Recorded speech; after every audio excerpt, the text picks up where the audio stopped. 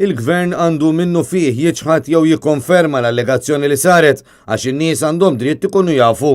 Hekk qal il-kap tal-Partit Nazzjonalista Adrian Delija fi tweet wara li kien żvelat li l-FIU ilha sa minn frar taf li minnu sit tal-kumpanija 17 Black irreġistrata f'Dubaj wara li kienet informata mill-awtoritajiet tal-Latvja. Din l-informazzjoni kienet żvelata mill-membru parlamentari Ewropea Anna Gomez mill-grupp tas-Soċjalisti li ddikjarat li l-awtoritajiet tal-Latvja provdew lil pajjiżna dettalji anke dwar trasferimenti li din il-kumpanija għamlet mill-bank ABLV. Jidher li l-informazzjoni natat wara talba mill-FIU Maltija stess u din natat immedjatament 3 ijiem wara.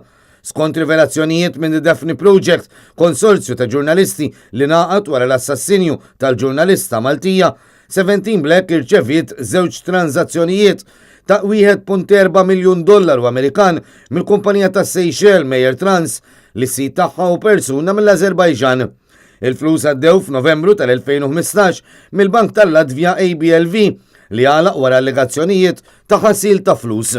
17 Black li s-sit tagħha mhux magħruf kien instab li kellha bħala target client tagħha li l-kumpaniji reġistrati fil-Panama li twaqfu għaċ-Chief of Staff tal-Prim Ministru Keith Schembri u għall-Ministru Konrad Mizzi.